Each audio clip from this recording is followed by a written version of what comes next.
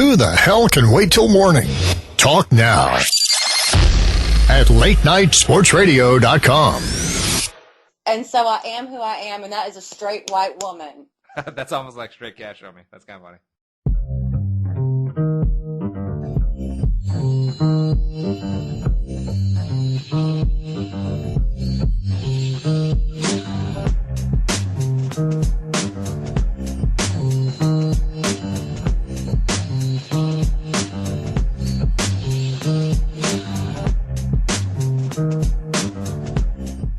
And welcome back to the Friendly Confines, another fine, for damn fine, edition of the Claire-vs-Carlson show as Claire does origami in the background.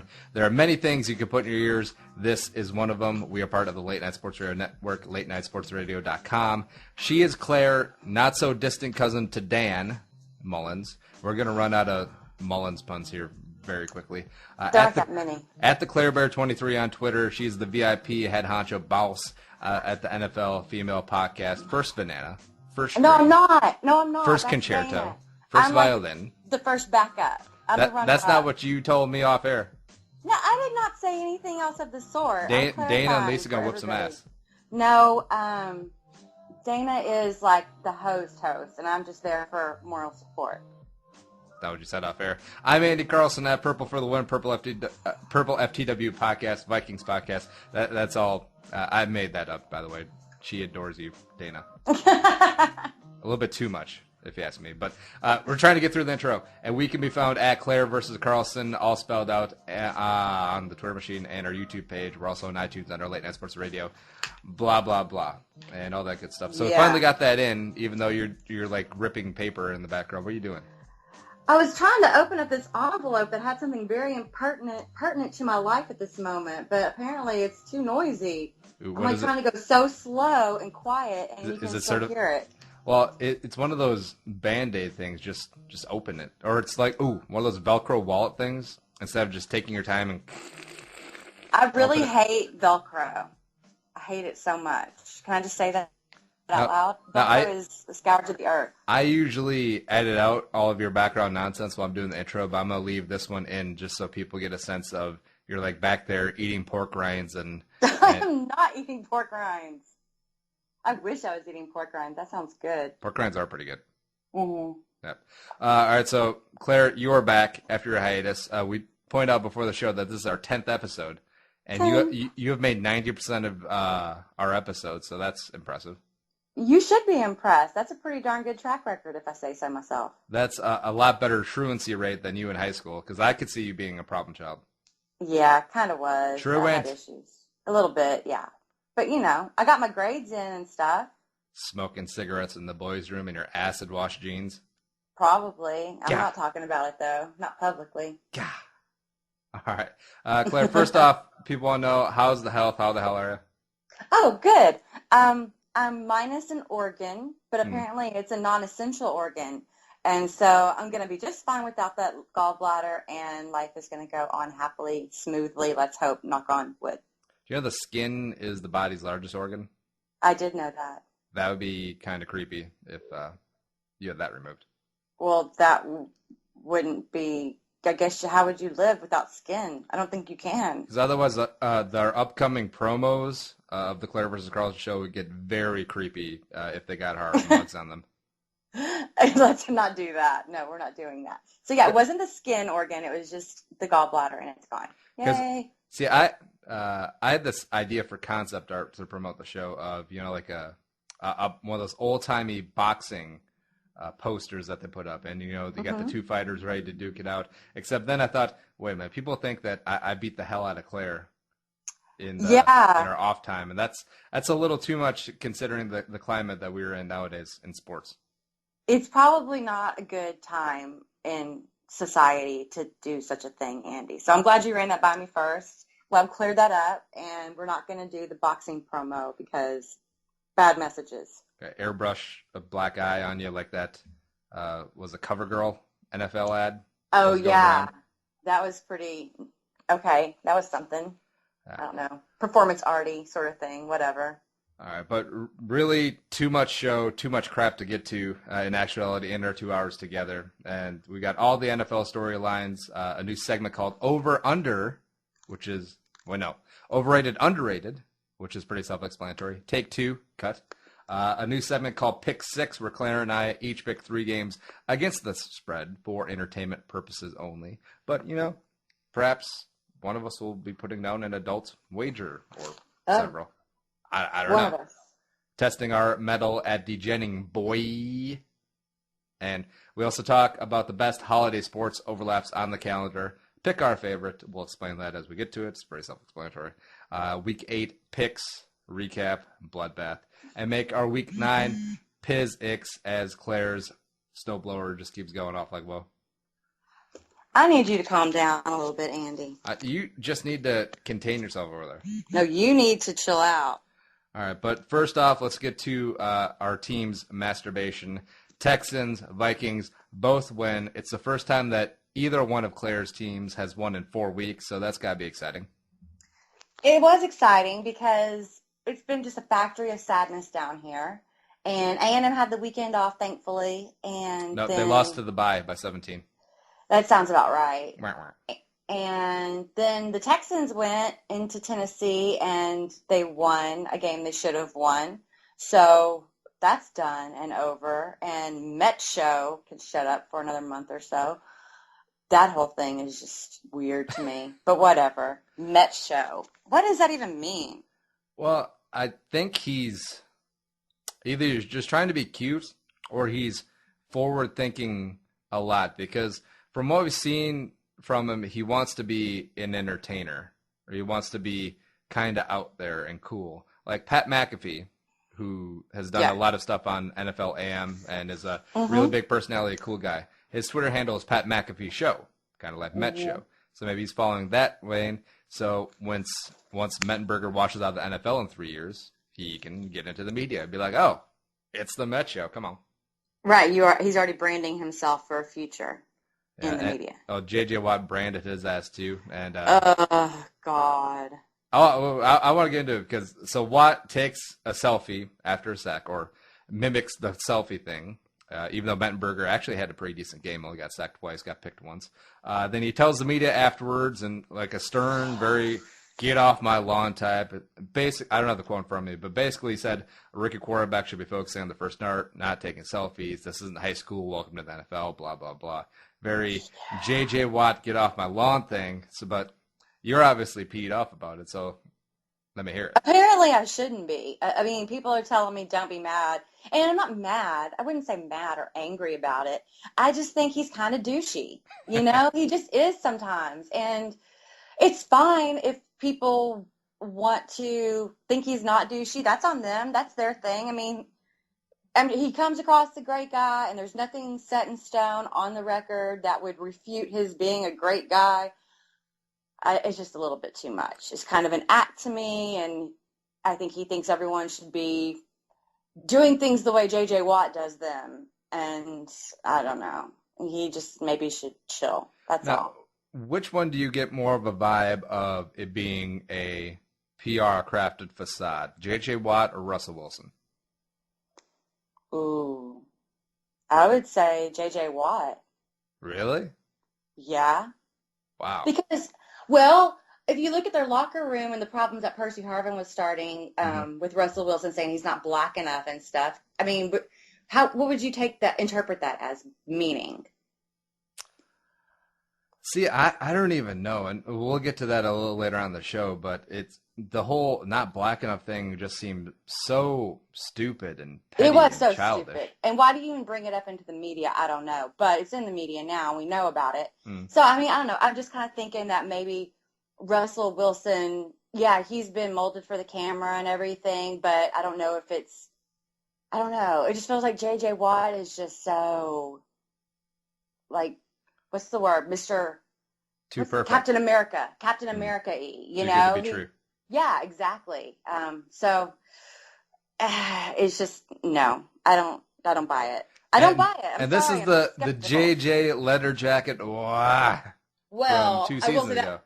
That wasn't it his was it his first season or second season? Regardless, he was.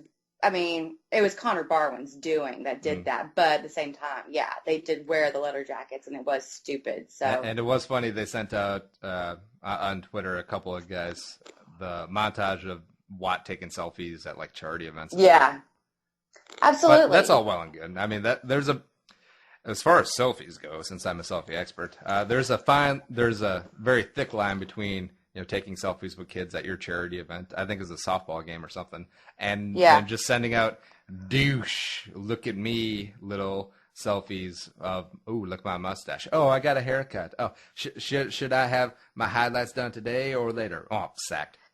Someone else was saying he thought it was personal and between Mettenbooger and Watt, and I'm not sure if that could be. Well, I don't know. The only thing that I'm thinking of is that LSU played Wisconsin earlier this season. Maybe they met. Maybe they crossed paths. Maybe they don't like each other. I don't know. Maybe Mettenbooger flicked a booger on J.J. Watt. Ew.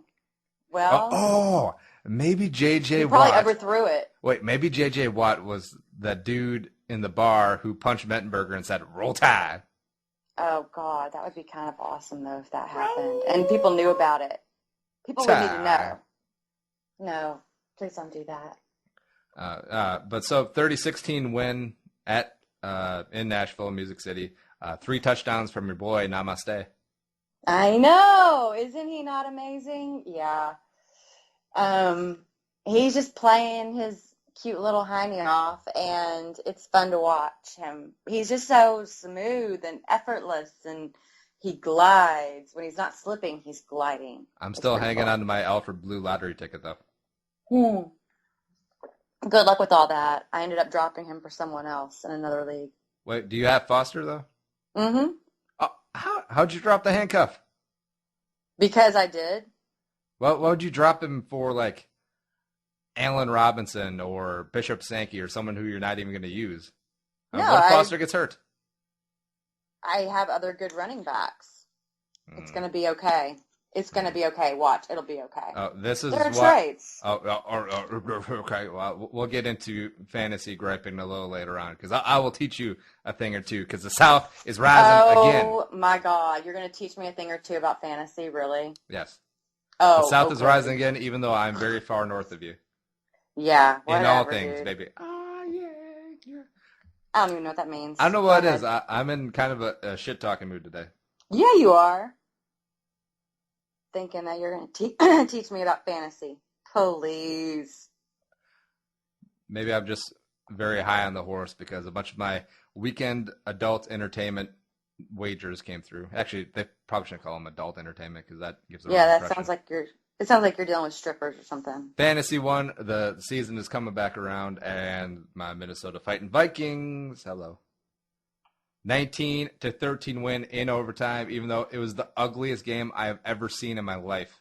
Dude, we must have been thinking the same thing during the first half of our games because the first half of the Texans-Titans game, I was like, this is horrible football. It hurts me to watch this. No, yeah. I talked about this on the recap show earlier today, but they should play the first half tape of this game at Gitmo, and people there would choose waterboarding in an instant because it was that painful. They could have played the first half where the Vikings ended up kicking a last-second field goal to actually put some points on the board and go into halftime leading 3-0.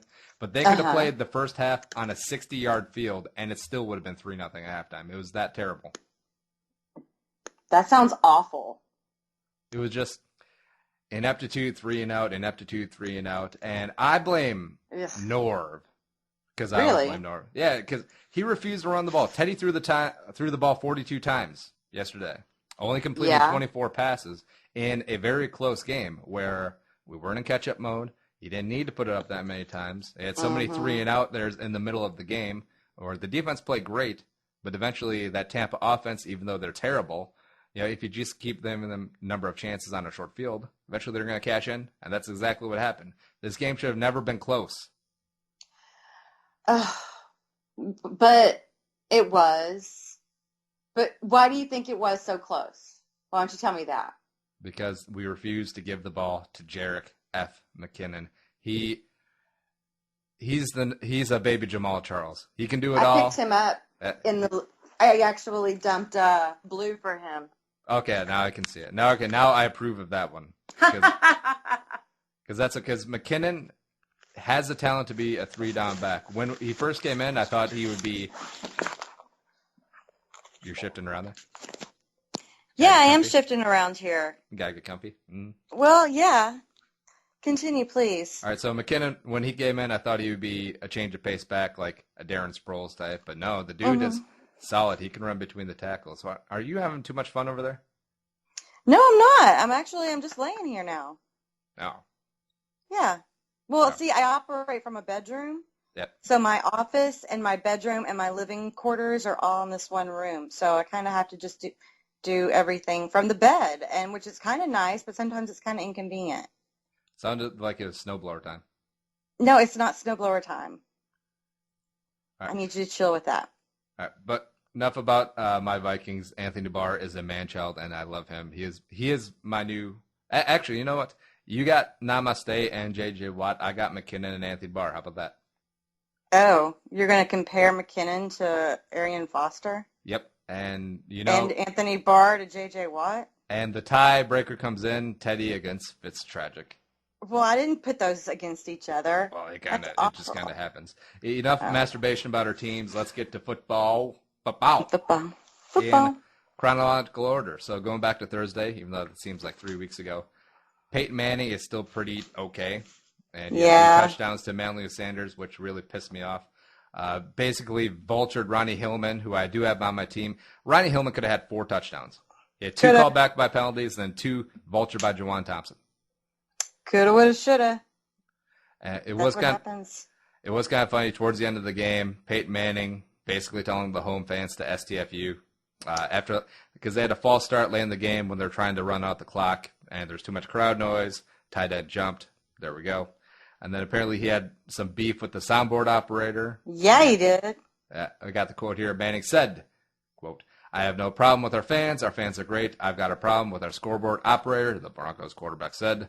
"I'm going to have a little talk with him. I'm not sure what he's doing. He's playing music, showing players dancing, and getting the crowd fired up when he has the ball. I don't think he should be doing that," end quote. Now, that's very get off my lawny, too. I may have added some emphasis at some various parts, but basically Peyton just came off very small and griping and petty. Yeah, he was very much of the ilk of the get off my lawn types. Yeah, very grouchy, kind of. You feel like he's going to admonish the scoreboard operator, privately. Now, son, you understand why this is a problem, and I don't know. Okay, I mean, really, did you have to go on TV and talk about him publicly? I don't know if that's very cool of you, Peyton Manning. Now, it's not quite Ryan Braun throwing the piss test guy underneath the bus. Oh, yeah. But it's not quite there, but it's in the same area code because I haven't read anything yet, but this scoreboard operator guy, he probably does this as a part-time gig. Maybe brings in a couple K a year. Gets to watch the games and get to have fun. He might get fired. He probably might get fired. Well, when Peyton Manning is the one complaining about you publicly, then yeah, I could see definitely his job being in jeopardy. Poor guy. I mean, okay, maybe he shouldn't have done that, but come on, do you have to berate him publicly for it? I don't know that was necessary. Peyton Manning gonna Peyton Manning. I guess so.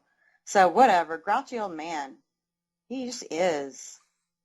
But see, I feel like Peyton is the poster child for what we were talking about earlier with Watt and Russell Wilson, where it's a very scrubbed up PR facade, where it's almost a caricature of a character. You know what I mean? Yeah, absolutely. It does feel that way, where these guys are just portrayed to be like the Simpsons portrayal of themselves or something. Yeah, that's what it's like. So, I don't know.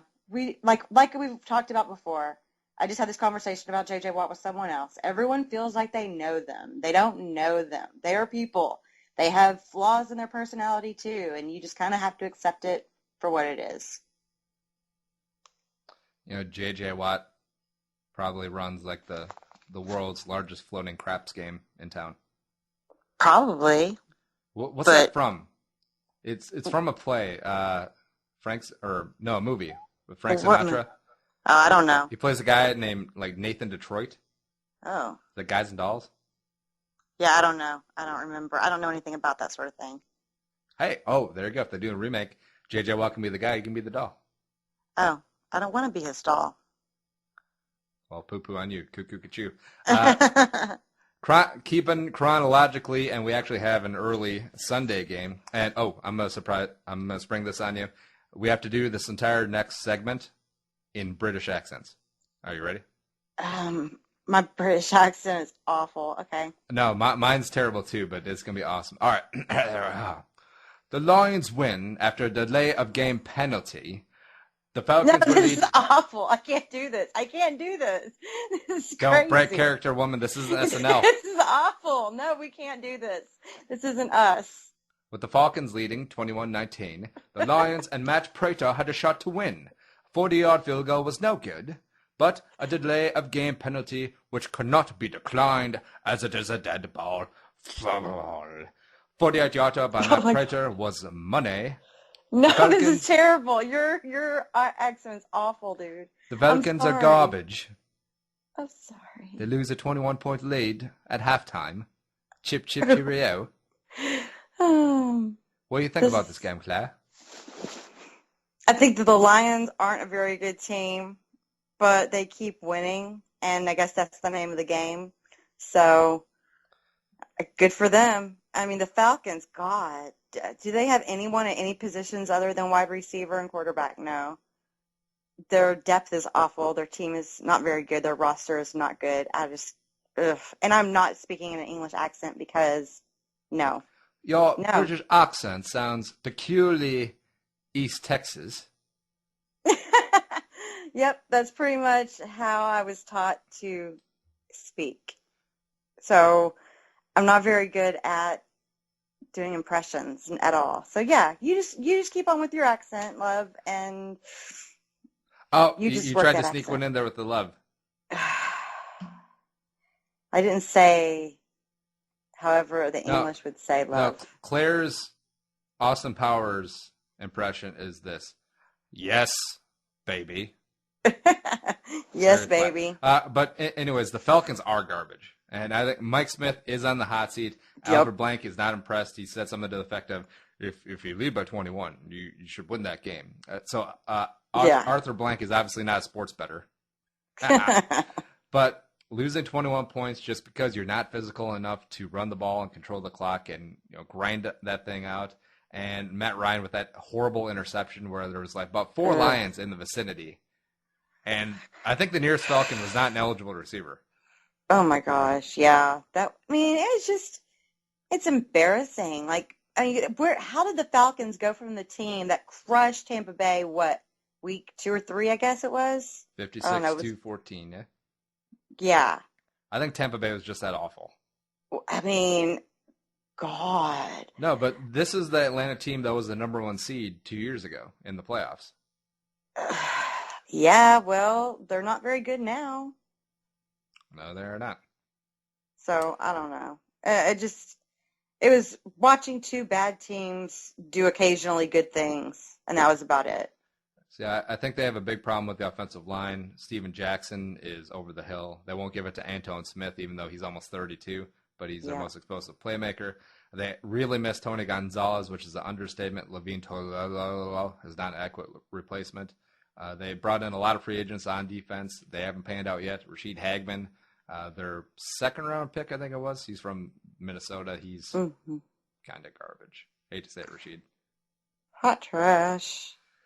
Yeah, but it's unfortunate. And it was weird because I thought the Falcons could be a team that could be in the top 5 in terms of like the bottom of the league. Like they could be easily the number 2 pick in the draft come April, May. Yeah. Going into the season, I think everyone does this with Atlanta every season. Going into the season, you think, oh, they could do something. They could actually shine. And then you just wait for the regular season, and they'll disappoint you somehow. They're just one of those franchises that they don't ever live up to what expectations are that they could be. So they're disappointing. Do you think Matt Ryan is going to eventually take that next step and be one of those elite, cream of the crop, top 5 NFL quarterbacks? No? Nope, I sure don't. Is he just eyed? He's all right. I mean, yeah, he's just all right. He's one of those who the top elite quarterbacks don't make the huge mistake in the moment when it counts the most. Mm-hmm. I mean, they may occasionally, but overall, no. But Matt Ryan is one of those who will, throw a bad pass at the worst possible moment or whatever. So he's just, I don't think he's elite. I don't think he ever will be. They suck. He sucks. You know what they should do? What? Put in TJ Yates. Oh. I mean, I would take Matt Ryan on my team. My team would be better with Matt Ryan on it. TJ Yates, the only quarterback to win a playoff game for the Houston Texans. That's correct. That is correct. And I guess something redeeming for the Falcons, they are 2-6. They head into the bye, coming back from London. That was a long-ass plane ride, I bet. Oh, my God. No one in their division has a winning record. Carolina is 3-4-1. New Orleans is 3-4. So they're not out of it, but they are garbage. Yeah. I don't know if they're able to rebound and become the team that surprises everybody out of the NFC South. No, this is going to be awesome because the NFC South is kind of like the NFC North last season where it's terrible all the way around, and then 8-7-1 is going to win the division because Carolina is going to win the division 8-7-1, just like the Packers did last year. That's pretty cool, though. Yeah. What is kind of cool, maybe not cool, is the 9:30 a.m. Eastern Time NFL. Ooh. 4:30 kickoff in London, football and breakfast, or ever Fox tried to sell it. What do you think about it? I'm not getting up that early to watch football. I mean, I did it when I lived on the left coast, but at the same time, I'm just not doing it. I didn't even remember it was on until like 11 o'clock my time. Nationally televised game, though. Yeah, it was. I wasn't watching it until almost the end. Oh, come on, Claire. Like you're recovering from your bad decisions the night before? I don't think I had any bad decisions than that night before. That particular night, no. Oh, that particular night. Yeah, you had to narrow it down. Yeah, definitely. You know what we call that? An outlier. No, it's not. Smarty pants. Yeah, I thought it was neat. I don't think they should make it a regular thing, though, because I could see the NFL's like wheels turning in their heads, like, so if we put an NFL team over in London permanently, we could have this 8 Sundays a year. Yes, and I think it was cool for a one-off thing. I really hope it's not going to be regular because it's just too oversaturated. It's too much because a lot of people do spend their Sunday mornings, getting ready for their game, spending time with their families, going to church, getting the last-minute things out of the way they didn't get done Saturday so they could sit down and watch the game. Mm-hmm. And I think the NFL I think the NFL lucked out that it became a good game, even though it looked like another Thursday night-esque blowout. Right. But I think this is much more an anomaly, and I really hope they don't make it part of the regular rotation. Well, they just need to think about how basically delicate the bodies of these players can be, and that they just treat them like a commodity, flying across the ocean to another country, to hugely different time zones, and wearing them out on a Sunday night and then a Thursday night game subsequent to that. I mean, they're wearing a lot of these players out, and I think that's what happens when we see a lot of these bad performances, is worn out players. And I think that they need to stick more to a weekly schedule that everyone can count on, so they do have that 6 days of rest before they have to do it again. Well, you know what some of the Maroons on Park Avenue are thinking? Well, maybe we don't have to send them to London. Maybe we'll just have them kick off at 9:30 in the morning on the East Coast. Awful. 7:30 in Denver. God, that's terrible. Who wants to? I mean, when I lived in California, I would think, who on God's green earth is going to tailgate for a noon game? Of course, they don't really have noon games out there. Well, noon being Central Time, of course, because that's the way my brain always works. But it would be 10 o'clock game, and you're supposed to be tailgating or something? No. So, I don't know. It's just disrespectful of the audience, in my opinion. There's not even an alarm clock in California, is there? Probably not. Because this is a chill ass and just laid back. Yeah. Well, I mean, people do things naturally. They rise when the sun comes up. They rise naturally, and I don't know. I mean, they do yoga, eat an avocado for breakfast because that's what you do out there. Kinda, yeah. For real though. All right. But for real, though, that was our first segment in the books. We're taking a little break. Claire's going to take a little smoke break. Smoke them if you got them. Claire versus Carlson show, BRB. I'm not going to go smoke.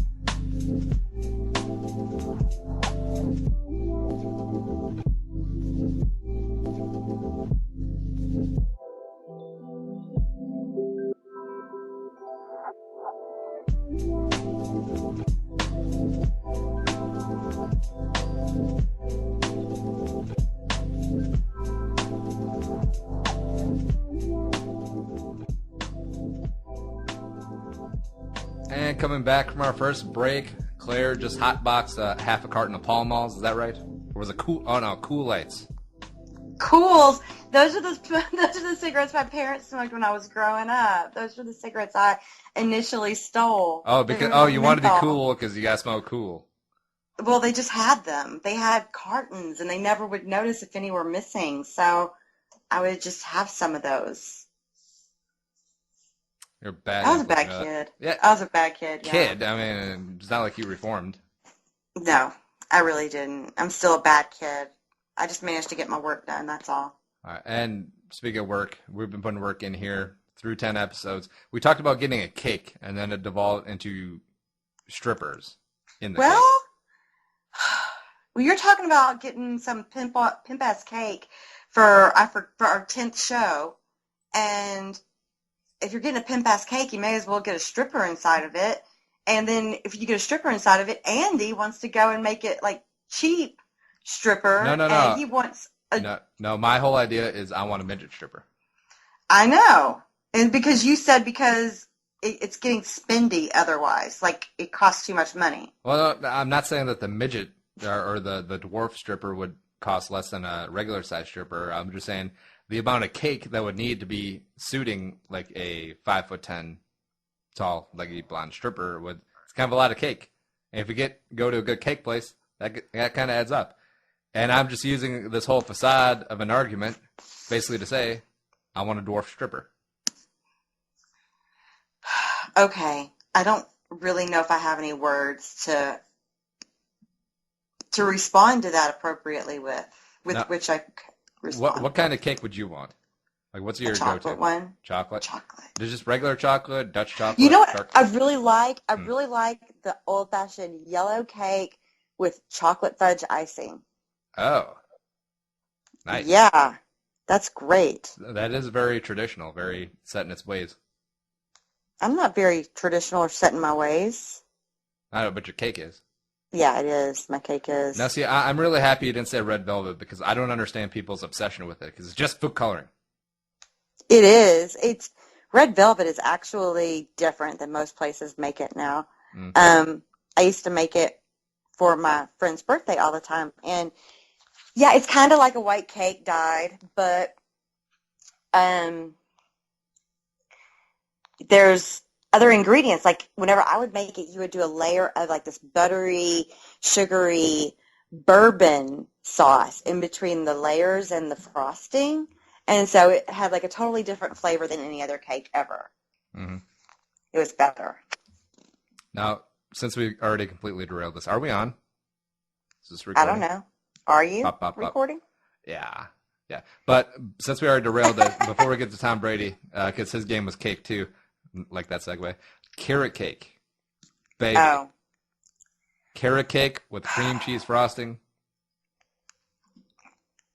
Well, I like carrot. I don't like things in the cake, like raisins or nuts or things like that. But I do like the actual cake and the actual frosting. Why? Because the spices they use are good. I agree. So we're getting a half and half chocolate. Wait, German chocolate with like the coconut frosting? No, I don't like that. So chocolate. I want yellow cake with chocolate frosting. Yellow like cake with chocolate frosting. Now, is that a racist throwing shade at me? Yeah, I was totally being anti-Asian right there. Because yellow cake with chocolate frosting was my street name growing up. Because I'm obviously Asian, so the yellow cake. And also, I have a lot of street cred, so they're chocolate frosting. I'm not buying it. Plus, my basketball game is tight. So you know how Jason Williams is white chocolate? Yeah. So I was yellow cake with chocolate frosting. No, you weren't. Right. Now you're just making things up. All right, so we already burned up a bunch of the second segment. But getting to Tom Brady, very smooth segment. 5 touchdowns versus the Bears. Apparently, he's still all right. He's not dead yet. 51-23 ass kicking of Chicago, which is beautiful. Brady was 30 of 35, 354 yards, 5 TDs, no picks. 3 of the TDs went to Gronk, who is apparently healthy. Apparently. And this is a week after Brandon Marshall had this whole going off on the team inside the locker room. Lamarr Houston also said, "Oh, I was in Oakland. I didn't come here to lose like this." More on him later. And what do you think? Tom Brady's back and the Bears suck. This is fantastic. Maybe for you, I kind of like the Bears. My big Cutler. You only like Cutler because you smoke cigarettes, and Cutler is always Photoshop smoking cigarettes. That's not the only reason I like Jay Cutler. He's like... Is it the Hills? No, it's not. It has nothing to do with whoever his chick is, Kristen, whatever her name is. Team LC, baby. So, yeah. I don't know. I just like him, and I like their receiving core, and I know that their defense is crap, obviously, because New England put up 51 on them. Mm-hmm. But I don't know. I just kind of have always liked Chicago for whatever reason, and now they're just crappy. Wait, so how long have you been liking them? Like 2006 Super Bowl, they lost to Peyton, like Lovie Smith era? No, I mean, they're one of Sexy the teams Rexy Grossman? They're one of the teams I can go back to my childhood and remember liking. Not to the extent that I liked a hometown team like the Oilers, but whenever they went to the Super Bowl in the 80s, that was pretty exciting. The whole Jim McMahon, Refrigerator Perry thing that was going on back then, that was fun. Yeah, but Claire, you're like 6 months old. Yeah, well, I mean, I can remember things. I have a really good memory, even from 6 months old. What kind of cake did you have on your first birthday? On my what? On your first birthday. It was white with white frosting. Oh, well, there you go.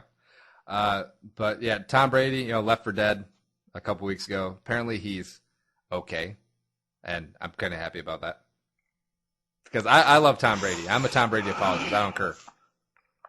Whatever. I mean, he's just whatever. He's Tom Brady.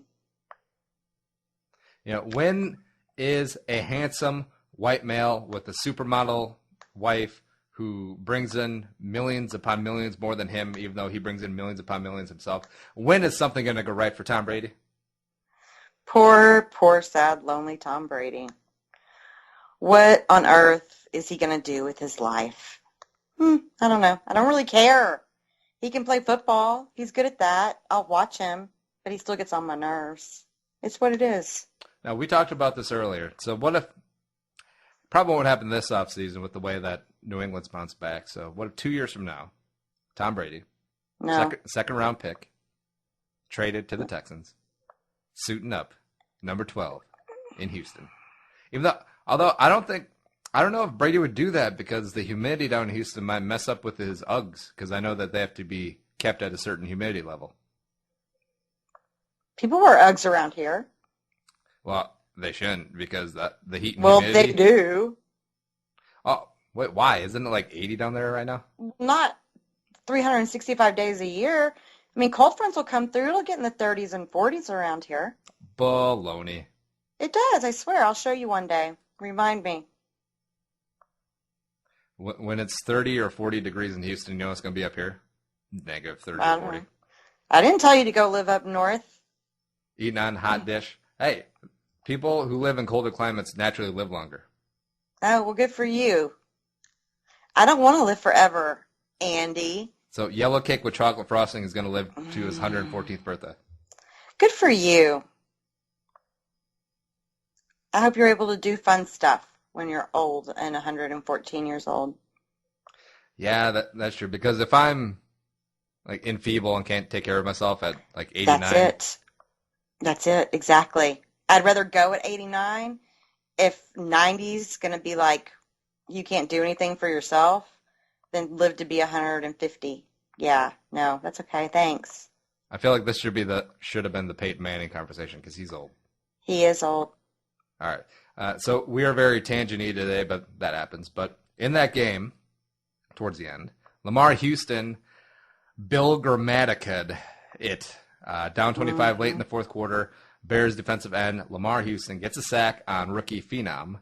And my boy, quarterback Jimmy Garoppolo, he was in the game because the Patriots were whipping the Bears' ass. Houston gets up, celebrates his accomplishment, and tears his ACL. And now we already saw this season with Stephen Tulloch in Detroit, so it's going around the NFC North. So I'm hoping Clay Matthews is next. I mean, you know, Clay has that stupid like bird celebration, like where he's like, wah, sex. Yeah. Maybe What's he'll that? like strain a bicep or something. Well, you know, if Clay Matthews gets it, then that means, I guess, not Jared Allen. Who's going to get it from the Vikings?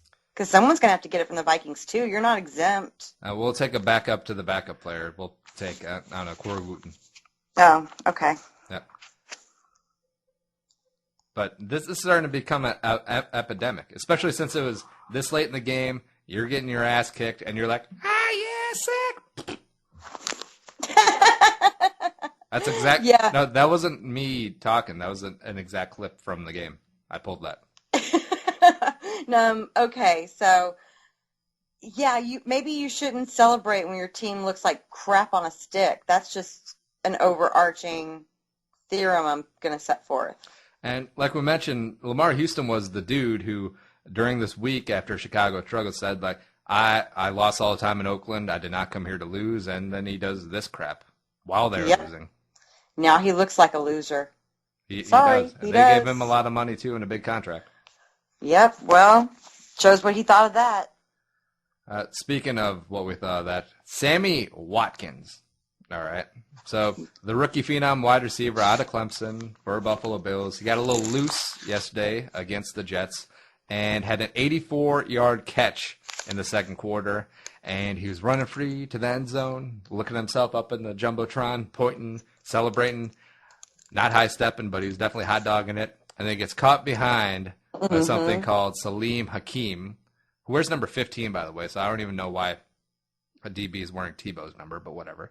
So Watkins gets tackled at the 5-yard line. Could have been an 89-yard touchdown. Fantasy people are going nuts, even though Watkins had a damn nice day himself. Anyways, but after the game, Doug Marrone said something to the effect of, we talked to him, it's not going to happen again. Is this just a rookie moment, a dumb bonehead play? Well, yeah. I mean, I'm not sure exactly what else you're attributing it to. Deshaun Jackson-esque, just being an arsehole. I don't think that's Watkins, though. I don't know if it is or not, because like I constantly preach. I don't know him personally, but I like to think that it's just some rookie thing. You thinking that you're faster than everybody else, and no one's going to catch you and be like, "Oh yeah, hi, maybe I'm not, that great." Because this guy who caught him, Hakeem, he is only playing his third defensive snap of the whole season. I mean, he's not a regular defensive starter. He's just a guy, you know? Awesome name, though. Salim Hakeem. It is a good one. I like it. His middle name is The Dream. No, it's not. You know what I mean? No clue. Proceed. No, that's all I'm saying. I'm saying that but you're upsetting your teammates. You're only letting them down. I'm pretty sure. I mean, if it happens again, then okay, whatever, I'm wrong. And it's not something I care if I'm wrong or right on. I just really think that surely he's not so stupid to upset the other 52 members of his team by being so selfish, knowingly being so selfish. I agree. Kind of a one-off thing. It'll be on his career low-light package. Yep. I'm sure it'll be a fun film session, but I think it helps that the Bills still won 43-23, and it didn't really come into the outcome of the game. But the Jets are effing terrible. Geno Smith gets pulled after throwing 3 picks. Michael Vick comes in and was equally as terrible. The Jets are 1-7. At the press conference today, Izek says that he's basically failed at his job, and really has. I mean, Rex Ryan is a great defensive coach, but when he's got guys named Salim Hakeem playing his third defensive snap, wearing number 15 as defensive back, there's something wrong. Yeah. It's a little awkward. The whole lack of talent that this Izek put around Rex Ryan, it looks like a frame job. It looks like they set him up to fail. Because Rex Ryan, when he was winning and getting to AFC Championship games back when he was fat, maybe he just needs to get fat again. That happens to a lot of people in the public eye. Once they lose weight, they lose whatever made them special. Yeah. Look at, what's his name? Jonah Hill. I mean, he didn't have an extra 50 pounds around his middle. He's just not a great actor. It's just the truth. So you think Jonah Hill should go back to the fro and then the heavy setness like in Superbad? Yeah, I really do. I mean, he doesn't have to play the same character all the time, but I don't know, people perceive bigger people to be jollier, and maybe it just worked better for his personality in the types of roles he was taking. That's all. Just my opinion. All right, so Claire says Jonah Hill is Rex Ryan, podcast stenographer, write that down. But back when Rex Ryan was getting to AFC Championship games, he actually had talent on that team. He had, the late in his career, LaDainian Tomlinson. He had Sean Green when he was actually good. He had Braylon Edwards. He had Santonio Holmes at good years. He had Cromartie. He had Revis. He had actual talent, and this team is garbage. This team is pretty deplorable. I mean, now they, I'm sure we'll touch on it at some point, but now they have added Percy Harvin to the mix. Yeah. Whew. Interesting choice there. I'd like to get your thoughts on that, as a matter of fact. It seems desperate. It seems like a last gasp from Izek, because I think Izek's trying to save his own job now. So now he pulls off this big deal. They had the cap space, even though Percy's like, was it $7-8 million? They had $20 million in cap space. And it just seems desperate, like trying to stick a square peg in a round hole. Okay. What do you think about Percy Harvin, though? I think he's very talented. I don't think he's a good teammate. I think he's very bad for locker room chemistry. I think he will be like the mercenary type. I think Seattle got it right last year, incidentally, even though he was hurt. You just use Percy for one big game. You get one kickoff return from him, for a touchdown, even though you didn't really need it in the Super Bowl. And that's it. You pay X amount of millions of guaranteed for that. And I think New York is a little bit more circusy, so they might actually be compatible with Percy and his personality, but I don't know. It's probably just a matter of time before Percy decks Eric Decker in the face. Yeah, I don't see him tolerating that. And that's unfortunate, because Eric Decker is a good-looking man from Cold Spring, Minnesota. I don't know if you know that. I did not know he was Minnesotan, but he's attractive. He's attractive. Wow. He's a dork, but he's attractive. Wow. So, whatever. Yeah. So, I don't know. The next coach that comes in, because Rex is going to get fired. I think this is finally it for Rex, which is unfortunate, but I think he's going to do awesome in television. Yeah, absolutely. He definitely has a future in TV. I think the next coach does have to come in as an offensive mind and actually get some production. See if Geno Smith is actually the guy. Yeah, they're not married to him. He's only a second-round pick. They can go into the draft. Marcus Mariota, hello. Stop trying to take my QB. Well, the Texans aren't going to be bad enough where they're going to be picking at the top end of the first round. I'll give you that much. Maybe they leverage the farm. Who knows? No, that doesn't seem like Rick Smith. No, it really doesn't. But maybe it's Rick Smith's last chance to get it right. Oh, yeah, maybe he has to pull an Izek and gamble to save his job, too. Exactly. I mean, there's enough chatter around here of people who do not believe that Rick Smith deserves to be in the position he is in after all this time. Plenty of people. He might be forced into it. I don't know. I'm just saying the possibilities exist. Well, you just need to start Ryan Mallett, and here we go. Oh. After the bye, giddy up, week 11, Mallett time. Dun, dun, dun, dun, dun, dun, dun, dun. Mallett time. All right, that's not... I think that as long as the team is in playoff contention, that Ryan Mallett does not start. They do not take a chance with an unknown, is what I believe, unless Fitzpatrick really struggles. All right, but I know I make too much sense. You can't ignore my sense. All right, so the Sammy Watkins talking point eventually gets back to the Texans because it's all about you, Claire. It really is. I put a lot of thought into my thoughts, and so I feel like I should share them with the world. The world needs to know what my opinion is and how everything connects to my life. I'm just kind of being sarcastic. Roethlisberger SMASH, as the pride of Pittsburgh, threw for 522 yards, which is tied for fourth most in NFL history. He's the first quarterback to ever have two 500-yard passing games in his career.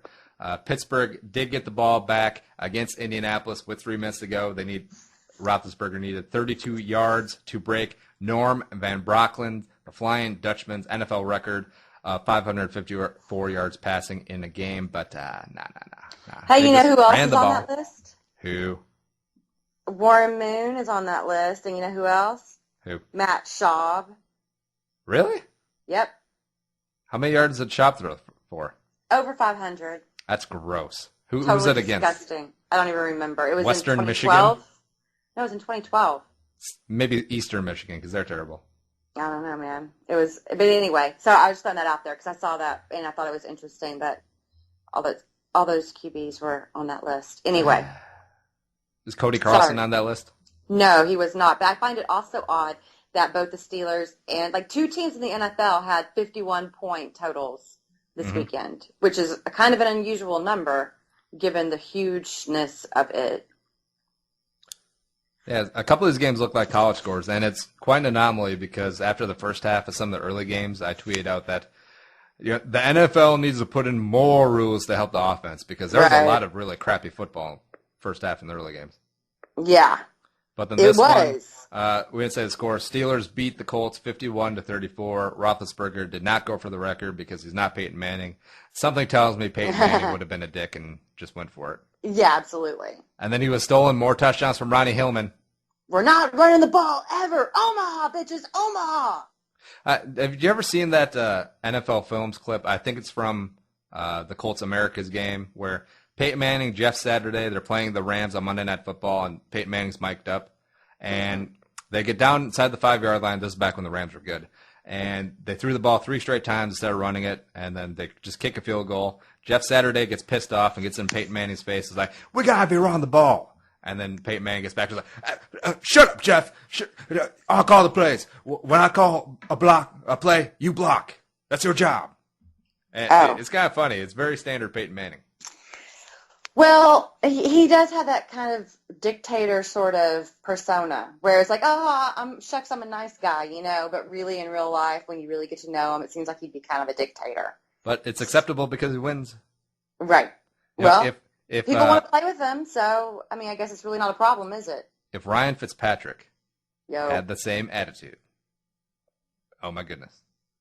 Well, yeah, because he doesn't necessarily win. He puts your team in bad situations sometimes. Actually, if Fitztragic did adopt the Peyton Manning persona and aura, maybe they would win. Maybe, but then he would still have to not screw up when it mattered because there's that trait of QBs that keeps them from being good, and it's, do you screw up when it matters? And Fitztragic has that gene. I guess Fitzmagic should have just gone to Yale like a real person. Right? Yeah. But damn it, this is all right. So we're getting back to the Texans again. That one was my fault. But that's totally your fault. Roethlisberger yesterday against the Colts, 6 touchdowns, no picks. First time that's been done since Y.A. Tittle in 1952. So that's going way back in the day. Norm Van Brocklin, by the way, first Vikings head coach. Was he now? He was terrible. Heath Miller you get a touchdown. Antonio Brown, you get 2 touchdowns. And something called Martavis Bryant, you get 2 touchdowns. And it was awesome. Also lost in this whole thing. Luck threw for 400 yards and 3 touchdowns himself. Yeah. Luck didn't have a bad day himself. So, I mean, yay, Steelers, good job beating the Colts. That helps me sleep better at night. But, I mean, Andrew Luck is no joke, really. And Dwayne Allen's becoming his guy, and they're doing good things together, and it's not very happy for me in my future in the AFC South. Hilton will haunt your dreams. We totally brought it back to the Texans. I brought it back to the Texans. I'm sorry. Yeah, I you totally did that. Yep, I did it totally subconsciously. But this whole Indianapolis defense that had been very much lauded, and so Chuck Pagano was involved. They're calling him, it's the 2000 Ravens all over again. 51 points. Yeah, and it was an all-around failure, too, because Le'Veon Bell and LeGarrette Blount got a little loose in the running game as well. And this is very tragic for me because it always comes back to fantasy. So I had Kaepernick on bye this week, so I was streaming a free agent quarterback, and it was either Roethlisberger or Ryan Tannehill. Now, Tannehill didn't have a bad game. He put up like 16, 17 points, but Roethlisberger could have been a 40-burger. Gross. But you started Tannehill? I did. I picked up Tannehill. I still won. So, but you know how it is with fantasy football. When it comes down to tiebreakers, who makes the playoffs, who doesn't make the playoffs, it's all about point totals. So this one could have been big. Well, you're going to need that because your record's going to be like 2-8. That's also British. Oh, okay. Impression. Yes. Oh, good. That was nice. All right, 2 stories to finish up our second segment. We're running a little bit behind because we were talking about cake, all about that cake. Cake is good. We'll have to bring back it. What about pie? Are you a big pie person? Not really. I like cake better. How do you not like pie? You're from Texas. Pie's okay. Coffee and pie. I'm picky. You know, when you have a good pie, really? then there's like I would never have guessed. Aren't nearly as good. Peach is delightful. Peach is the best kind. What about cobbler? Damn it. Maclin, Jeremy Maclin scored 2 touchdowns after bleeding from his ear in a first-half collision with Patrick Peterson. Peterson was concussed on the play and took a shot early in the game, returned, scored 2 touchdowns, had a beast of a fantasy day. Also took kind of a nasty, kind of awesome-looking swan dive over the Gatorade table. Yeah. He was fine, but in a league so obsessed with safety now, how does this look? A dude comes off the sideline after helmet to helmet, bleeding from the ear, like he was just around when a landmine went off. Right. And then they just toss him back to the game. He plays fine, and they're like, oh, whatever, nothing to see here. I mean, every week there's something that makes you question the logic of the whole entire league. But really, the dude is bleeding from his freaking ear. Isn't that like a huge sign of trauma? Isn't it? It's not good to be bleeding from your ear hole. So, I don't know. I can't explain it. Every week there's something crazy. Well, the team, this is made up, but the team doctor said that he passed the bleeding from the ear protocol. Get back in the game. That's probably how it was, too. Get back in the game. Yeah. Yep. Would you doubt it? I wouldn't doubt it. No. So, the dude laid on the ground for a while. He got up, went to the locker room, and his ear's bleeding, and you clear him to go back in the game. So, whatever. This probably isn't going to have an immediate effect, but some Eagles fan or Cardinals fan's mom watching the game with her 3 sons, and they see that play, and then mom was like, you're playing soccer next fall. Yep. So they got to think about the long-term ramifications. I mean, everything is great now, well and good, and I know, yes, they throw out that this is the safest time ever in history to be playing football, but having things like this in today's age with all the media. Right. Yeah.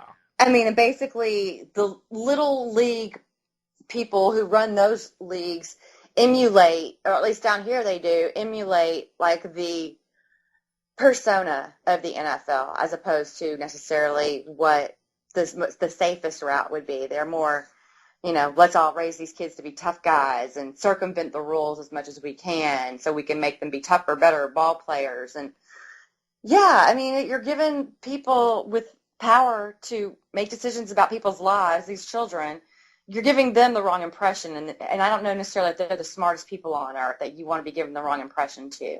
So I just, there's not all of them, obviously, but a lot of them, I think, are swayed by that image of super tough guy, NFL player. I'm going to coach these kids to be tough like that. There's going to be some fifth grade Pee Wee football kid who gets ear holed this next Saturday, bleed from the ear, and the coach just puts him right back out there. And the kid probably thinks it's fine too. He's like, hey, my hero is Jeremy Maclin. He did it. I can do it too. Right. The kid's bleeding from the ear. He gets out there. He's all wobbly because he's got no inner ear balance because he's got a burst eardrum, but whatever. He'll be okay. It'll be okay. It just rubbed me the wrong way. And it could be that he really is fine, but just the optics of it did not look good. Yeah, no, I agree.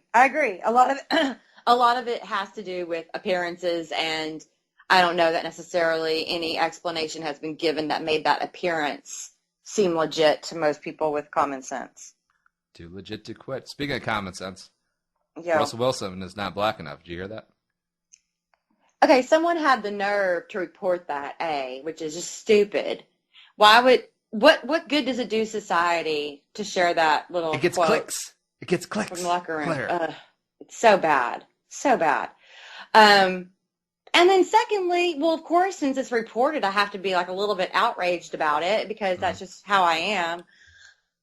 Who is someone to judge someone else's whatever? I mean, can we just not let people be who they are and be secure with ourselves enough that we just accept them for who they are? Black enough, white enough, purple enough, whatever. Exactly. And, if it was Percy Harvin who Right. had a problem with Russell Wilson in this fashion, who cares? Russell Wilson is a child of an interracial marriage. He does, from what it seems, have a lot of white friends and was married to a white woman. So who cares if this doesn't make him black enough for your taste, or for Percy or whoever who's hiding behind these anonymous quotes? Just let him be who he is. I'm 100% for letting people be who they are, but then those are the people on earth, the people who won't let that be. Those are the people who still have a problem with gay people playing a sport, or with, I don't know, people from different countries being married or whatever. You know what I mean? There are people who have a problem with what other people do because they're so insecure about what they do. Is this because your parents shot down your arranged marriage to a gentleman from Sri Lanka? Well, no, because I don't know anybody from Sri Lanka, but I'm sure it's nice there. I mean, if someone wants to talk to me. I hear it's hot and humid, so you would hate it. Oh, I don't mind hot and humid. I like hot and humid.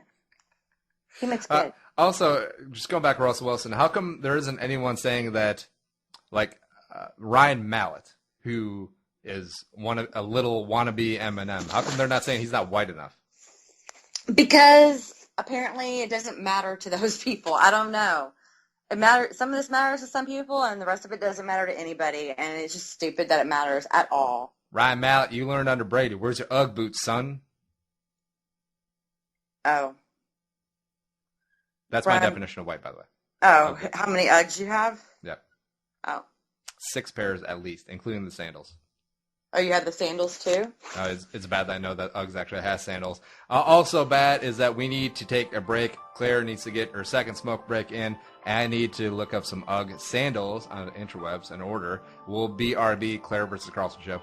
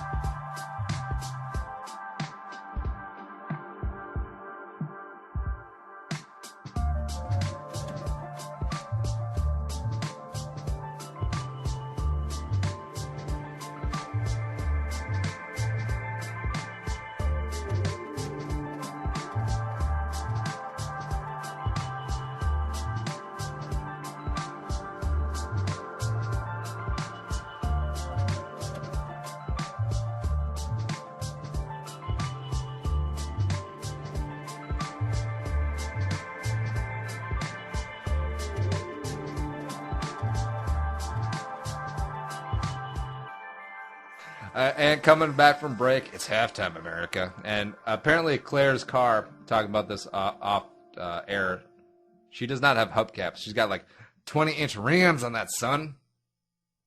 You don't even know. You don't even know what a badass I am. All right, so you got 22s on your feet, which is what the kids call rims on the tires, right? And I'm trying to think. Don't tell me what kind of car you have. It's a Subaru? No, lesbians drive Subarus. So is that no? No, I'm not a lesbian. I mean, I would be if I liked girls, and I'm okay with not that. Not that there's anything wrong with that. The Claire-vs-Carlson show does not denounce...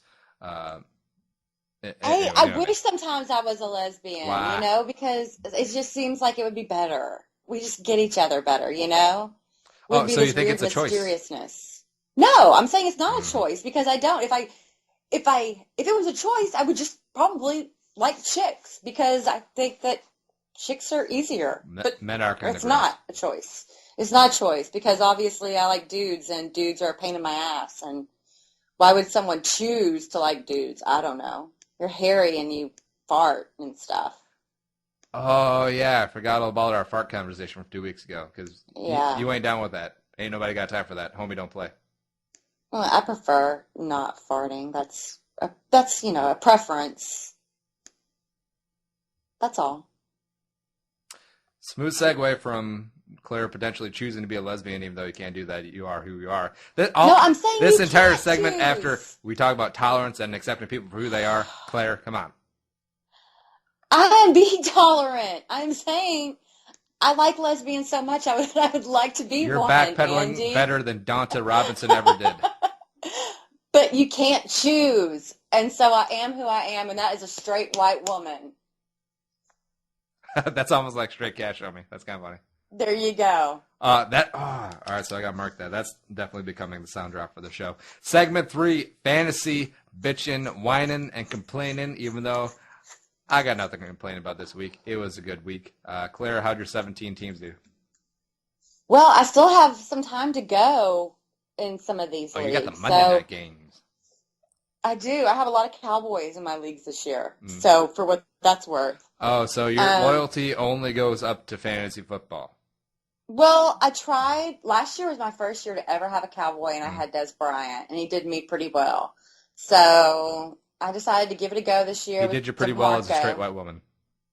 Well, I wasn't going to go there, but since you laid it all out on the line.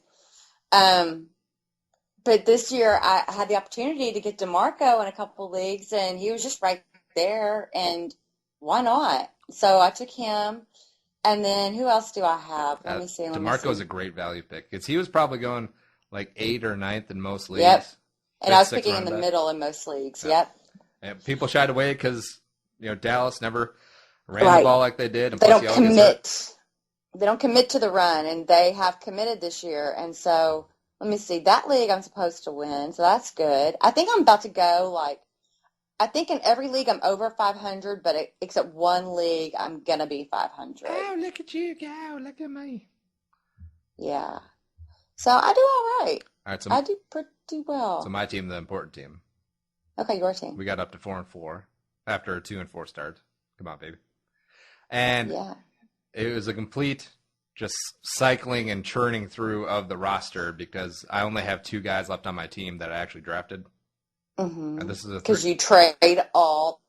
And this is a 3-keeper league, so it's actually trading and free agent pickups because I hate. Maybe I'm just really crappy at drafting. Maybe, or maybe you have ADD. That could be it too. But free agent pickups: McKinnon, Ronnie Hillman. They had decent days, even though McKinnon still hasn't gotten in the end zone because Norv Turner hates him. Mo Sanu had a good day. Ryan Tannehill, like I said, instead of Roethlisberger. Sad day. And then the Minnesota Vikings defense, hello, with the strip fumble. They got touchdown return in OT. They got me 17 points in one league. Oh, look at you go. And I was fortunate I was up against a guy who had Cam Newton and didn't do anything. Michael Floyd got he a did goose horrible. Egg. Yes. Let's see here. Roddy White. didn't do much. Bell and Graham got theirs as usual, but I won pretty easily, so pretty happy with that. Yeah, you NBD, had no a good big deal. week. Coming for the playoffs. Apparently, it's not a big deal. Look at you. And plus, I got Josh Gordon, so come week 12 for the stretch run. Oh my gosh. Hammer Hammer time. Yeah, and I think I have to use him over Brandon Marshall because he's been sucking lately. Yeah, he has. His numbers have been pathetic. Yeah. But that's pathetic. Overall fantasy griping. Now, are you going to be making the playoffs in all of your big money leagues because you're degenerate? I would say in 3 of the 5, I should make the playoffs. Ooh. Yeah. Is that good? What's that? Is that good? Well, I don't think it's bad. Yeah, probably not. Now, Nick and I were debating this on the show last week since you were absent, since you were truant. Now, what's your take on money fantasy leagues versus non-money fantasy leagues? Because we kind of feel like when there's too much money on the line, it gets you go overboard. It gets too catty, it gets too serious, and where fantasy football is supposed to be fun. I've never played for more than a $50 buy-in. Mm-hmm. So, I mean, money has never been the most important part of it to me. And I've always been able to separate it, too. Like, it's a game. I mean, I'm never going to want my fantasy player to beat my real player in real life. So, I don't know. It's all perspective, and I have fun in free leagues. I actually only in one cash league this year, and it's a $25 one. Ooh, the rest are all free. That is crazy. All right, so say you're in the championship game, and then it's week 16, Texans at whatever, and the other guys got Arian Foster, Andre Johnson, J.J. Watt as IDP. You're like, bring on the shellacking. Yeah, if it comes down to it, sure. I mean, I don't sit there and actively root for fantasy players as the game goes on, really. I mean, I have them in too many leagues. There's too many players. I can't even keep up. See, that's what I told you about being in 5 leagues. Everything is a hedge. But it's okay because I still like the planning of putting the players in position and then looking back toward the end of, the Sunday games and seeing how everybody did. I'm still using my intuition and my judgment on putting players in position to win during the week, but I'm not worried about it on Sunday usually. That just it makes it less fun. You're not worried about on Sunday as a straight white woman? That pretty much, yeah. All right. Pretty much. All right, so that's fantasy bitching. North Carolina, UNC, Chapel Hill, apparently was offering fake classes for athletes. About 3,100 students came through, got paper credits, and all this nonsense. And it seems like a low-level story because I feel like this happens at every single major sports college institution, right?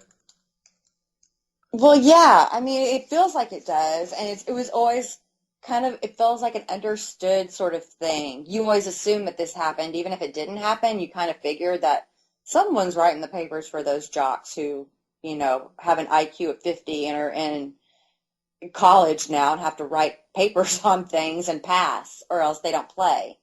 Not every player is highly intelligent, and I'm sure that several very talented players wouldn't be playing if they were doing everything on their own. I hate to have that negative view of society, but it just feels realistic, So I've always assumed that this sort of thing went on. It's interesting to hear about that it's actually happening, but apparently they get to keep their degrees, the UNC students, whether or not they find that there was fraud committed. Oh, yeah. And, yeah, so 3,100 students apparently enrolled in fake classes and now have a degree stamped with the seal of the University of North Carolina, Chapel Hill. Get to keep them. Woohoo! Really random fact. Did you know that to graduate from UNC Chapel Hill, you have to pass a swim test? What? Yeah, because apparently, like one of their big benefactors or donators or boosters had one of their children die in a drowning accident. So he made a stipulation that says, hey, I'll cut this X number of check, and as long as all graduating students have to pass a swimming test. Really? Isn't that random? That's so random. Yeah. Speaking of random, I as a detective, as a sleuth, as a intrepid journalist, Oh, found my God. a list of the fake classes that were being offered at UNC Chapel Hill. Would you like to hear them? Yes, please. First one. This is a relatively new one in the new media department. Netflix Theory and Practice 202. A class on Netflix? Yeah, doesn't it seem pretty easy? Well, yeah. Nice. Next one up, a 304 class. Strategic Angry Birds 304. Oh, there's a class on a video game. Yeah, and see, I think I would maybe get a B plus out of that because some of the Angry Birds, as it gets up there in levels, gets kind of hard. Yeah, I was really good at Angry Birds. Now, Shockingly enough. Now, are you talking about the actual game, or are you talking about the East Texas, just take a shotgun, what's a bird shot, outside your window and just shoot at crows? I'm talking about the game that was on your phone. Next class, Intro to Ladies 109. Intro what? Intro Pilates? to Ladies 109. Pilates. No, ladies. Pilates? Ladies. Ladies. Ladies, like Ladybird. What does that even mean? Intro to Women 109. How about that? Why do you need an intro to women? What do you need an intro to man? No. class? Hey, some guys come out of high school are pretty awkward. That's fucktarded, dude. That's stupid. An intro to women class? Yeah. I can't even believe that's real. That's just the dumbest thing I've ever heard. Really? These are all fake, you know. Still, it's stupid. I can't believe that. Would you have taken an Intro to Men class? I don't know. It depends on what the class structure was like. A lot of gas, a lot of chili, a lot of football talk. Then yeah, probably I could do it at the gas part, but maybe I could hand out some Tums in advance of the class or something. All right, and the last fake UNC Chapel Hill class, Autographs for Money 410 with a lab. That's not really anything. No, you're lying. Best holiday sports matchup, and this comes of me and Nick. We were talking. He came down and visited. We went out for a beer. We talked about what is the best matchup of sports and a holiday. Because I was thinking when March Madness overlaps with St. Paddy's Day, that's pretty awesome. Football, Thanksgiving, that's traditional. NBA, Christmas. We all know the NBA season doesn't really matter until Christmas. Bowl games, NHL Winter Classic, where those Yahoos play outside for some reason. That happens on New Year's Day. That's fun. Some might consider baseball opening day a holiday. I don't. It is kind of neat. I don't. Yeah. But I guess that lines up with like Arbor Day or something. Sure. All right. So Claire, in your opinion, what is the best one, or can you brainstorm some other ones? Well, of course, it's going to have to be football on Thanksgiving because football is just my favorite sport. And Thanksgiving, those are people I don't watch football with. Those are people I don't really even eat meals with until that one day a year. So, yeah, it's usually pretty badass. And, of course, I do enjoy basketball on Christmas Day. But, honestly, you know what I do like? I like the summertime, and I don't even know which tournaments they are. But whenever it's just the beginning of summer, and there's like Wimbledon on at the same time, and then there will be like golf tournaments in the afternoon and taking a nap. Oh yeah. Oh, and that's I a love good that one. time of year. Father's Day and U.S. Open, I think. Yeah. That's a good one. It just feels so nappy. It's so perfect. Yeah. Good nap scenarios. Yeah. I think New Year's Day had it back when all of the Rose Bowl and all of the big major bowls were on New Year's Day. Like, it was a big deal. But now, since they're all spread out for like a 3-week stretch, and the national championship game isn't till like 10 days after New Year's, so it's like whatever. That really waters it down. I think you're right with the football and Thanksgiving. That is usually number one, especially since they went to the 3-game format. We just have football all day, which is awesome. It's so great. But you're prepping your meal, and then football's on, and then like the first half of the second game, you're still preparing everything, setting the table, and football's on. And then you watch the second half of the second game while you're eating, and then when you're done eating, you lay on the couch and you're all fat and bloated, and you watch the third one, and everyone kind of naps in and out. and they have pie, and life's happy and American and gluttonous, and it's pretty awesome. Well, some of us are fat and gluttonous before we start eating. Well, sure, some of us are. Yeah. But this is a tough decision What? because the original one I brought up, March Madness on St. Patty's Day, is glorious when it lines up perfectly. So especially when it lines up with the early rounds. So you got your Coppin State upsetting 2-seeded Kansas, and then you're out at the Irish bar. You're having a couple libations and celebrating the greatness that is the Irish people, and maybe you got a wager to go down. I don't know. Plus it's springtime. The snow's going away. I know you don't get snow. So it just seems like a great triage of things coming together to make one great day or segment of time. I guess. I've never really been that huge into college basketball, I'll be real honest. So, I mean, I do like hanging out and watching the tournament, but it's not ever been an occasion to, like, go out and party. Yeah. I don't know. It just doesn't really excite me to that degree. But maybe it could. Maybe I don't have friends that are excited to that degree by it. That could be it, too. Well, now, do they have the 12th man in Aggies basketball, too? The 12th man? No, they do not have the 12th man in Aggie basketball. Are you sure? Yeah, because does that even make sense? I feel like that would definitely be a technical foul. That would be a problem. It's against the rules, I'm pretty sure. But you're not excited about former Texas A&M Aggie basketball players like Antanas Kaviluskis? DeAndre Jordan? Bernard King, that's a name. DeAndre Jordan, I guess, sure. Mm-hmm. I mean, they're all right. They're good. I like basketball. I don't like it like I like football. I just don't. AC Law the Fourth. Hello. Yeah, okay. I mean, it's great, but basketball will never mean as much to me as football does. It just won't. Mike Carter. I don't know. Winston Crite Jr. Are we still naming off Aggies who play basketball? David Holmes. Sure. Actually, the last three I was just making up names. Oh, okay. All right, well, you got me there. All right, so what's your vote on best holiday sports matchup? Thanksgiving and football. I think I have to go Thanksgiving football, too.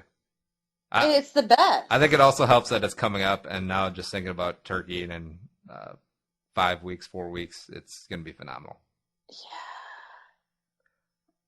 Football. Yeah. All right, so holidays. diverting off, what's your typical Thanksgiving? What's your usual setup? What's on the table? Who's around the table? What you got? Oh, man, mine's easy breezy. My mom, she lives like in a 55 and older community, so that's nice. And we just go over there. My sister and my sister's husband and my niece go over there to my mom's house, and then we all just hang out and eat turkey and stuff. Wow, that's pretty awesome. Watch football. Yeah, it's easy breezy. Now, how about you guys? How does your mom get into a 55 and older community when she's only 46? I know. That's what I want to know. All right, what's going on? She doctored the documents. She's robbing from the grave. Something like that, yes. For us, it's pretty easy. Go to the wife's family. They got a big family. Usually get together and just eat turkey, gluttonous, all that stuff. Except they're really big about Christmas. Like their side of the family's Christmas is just a legendary, debaucherous time. And yeah, it's good stuff. That's all I got. It is. Christmas is always bigger around my house too, but Thanksgiving, yeah, it's just not. It's mellow. Thanksgiving's mellow. I like Thanksgiving. Speaking of not mellow, and going on with our whole new segment thing, we're trying out new things, Claire. This is good. It's like you eating broccoli. I like broccoli. Don't you dare accuse me of not liking broccoli. Don't you dare accuse me of not. All right, so pick 6, which Claire and I each pick 3 games against the spread, complete degen style. Tell you who's going to win, why, and by how much. You can take it to the bank, but not really. And entertainment purposes only. I got my 3 picks. They are beautiful. They are gorgeous. Claire, what are your 3? You go first. All right, so my first one takes place on Saturday. Navy versus Notre Dame. They're getting 15 points, and the poor Irish, we didn't bring this up. Your prediction almost came through. The Irish almost upset Florida State. I know. Damn. I so wanted to talk about that too. Oh my God, that was so important to me, and it almost happened. Okay, sorry. So if they weren't so blatant with the pick play, David Robinson's kid could have scored, and that kid who's dating the porn star could have just rode off into the sunset, all happy and stuff. Yeah, and it didn't happen because they just they wanted to screw me over. That's really what it comes down to. Yeah, but it couldn't have happened to nicer people. I mean, Florida State, Jameis, Jimbo Fisher, Carlos Williams, they're all good people, right? Oh, are they? Sorry, I've got some drama going on. Yeah, it sounds like it. Dogs. Apparently, Harold doesn't like my pick. Floyd, damn it. I knew it was like an old person's name. Floyd, good Lord, man. All right, so Floyd does not like my pick. So Navy plus 15 versus Notre Dame. Irish are only 4-3 against Navy since 2007. I like it. I like that Notre Dame is on the road. 15 points is a lot. I think Notre Dame will still win, but I could see it being like a 21-14 sort of deal. So 15 is a lot. Take it to the bank. Plus, defending the triple option is a bitch anyways. Okay, that sounds good to me. This is actually quite new to me. I've never really done like picks with a spread and stuff like that. Yeah. So it sounds good to me. We're just going to have to go with what I think happens. I don't know. Like this Florida State Louisville game, that's what I've been looking at. Florida State -6. Oh, I saw -4.5. Oh, okay. That's even better. But do I want to take that? I don't know. Do you think Florida State will end up winning by more than 4.5 points? Like, do you think they're better than a touchdown at Louisville? Yeah. Well, there you go. Lock it in. Okay. Yeah. Then, yeah, I picked one. I picked a game. Florida State by 4.5. This segment is going very smooth. This is also an introductory class at UNC. Intro to Sports Degening 205 or something. I want to be good at this. I want to know how to do it. Trust me, it's frustrating, and you'll probably break even at best, but it's still entertaining and a lot of fun. Oakland plus 15 at Seattle is my next pick. So you think Seattle's going to win by over 2 touchdowns? No. I think Oakland is going to lose by less than 15 points.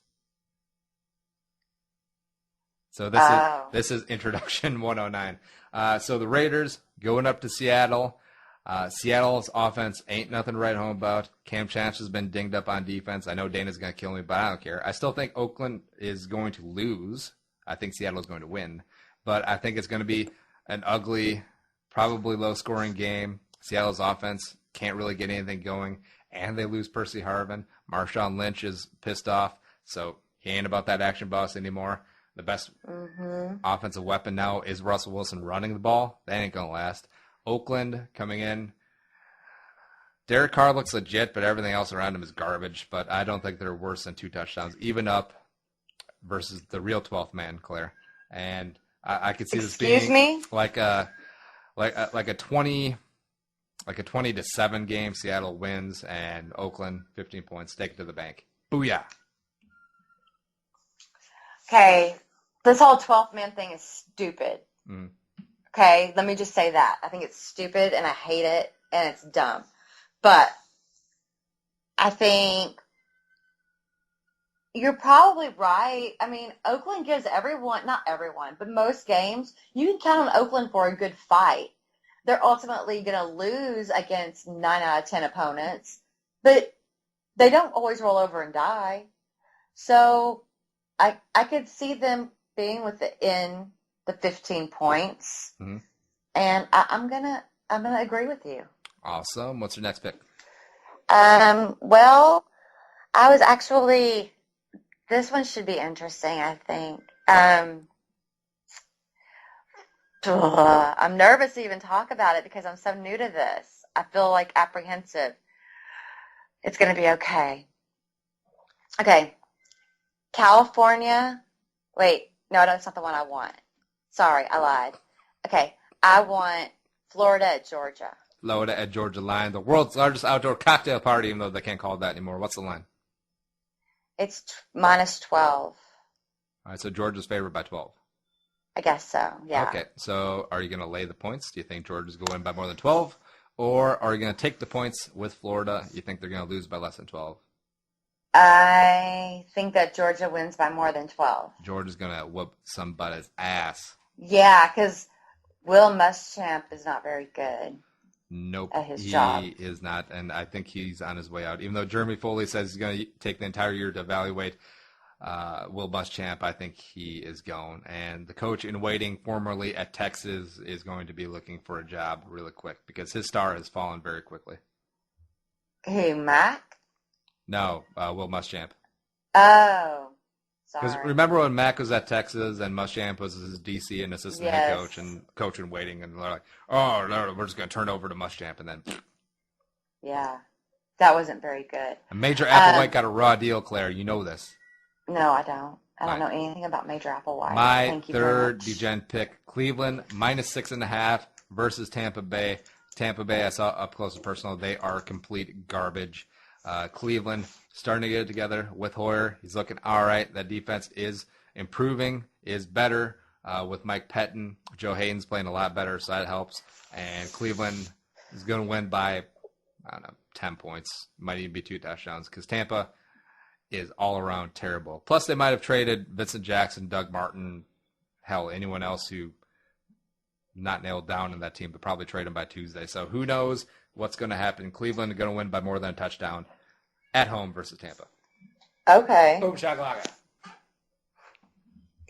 It feels weird to pick Cleveland to win a game, but I can buy what you're selling with that one. Boom. All right, Claire, wrapping up the segment, what is your last pick in the pick six? Well, let's talk about this one, okay? Mhm. Because this is going to be it'll be a good game regardless. Baltimore at Pittsburgh, and the line is 0. Ooh, pick 'em. Right. I mean, I'm going to go with a pretty, what's the word? I think that Pittsburgh is a sort of team with a sort of leadership that once they start getting a little bit of a get up in their walk, they get better. Mm-hmm. And I think that they're going to be good competition for Baltimore, and I think they could actually win at home. I think so, too. It also really helps that Baltimore's best corner, Jimmy Smith, is going to be out with an injury. So I think Antonio Brown, something called Marcavius Bryant, or whatever his name is, I think they all get a little loose, and I think Pittsburgh continues to roll. And I think they win outright, and I would even say they win by even if it's Pittsburgh -3, I would still pick Pittsburgh in the spot. Really? Yeah. Okay. Well, I'm liking that the line is 0, and I'll take that, but I do believe that they win. All right, this is Mad Sexy, and that was our Pick 6 segment. Brand new. Had some growing pains, but Claire is starting to come around. She's slowly learning new things. She's trying new things in her life. She is from the mouth of babe. She's only 20 years old, people. So, she's just finally experiencing the world, the big city, from her country home in Cavalcade, from her hut. I don't know what that filibuster was all about, but it's kind of funny to me. Also kind of funny. Taking a break now. Third segment in the books. We're coming back with Overrated, Underrated, and our Week 9 picks. Unfortunately, BRB, Claire-vs-Carlson show.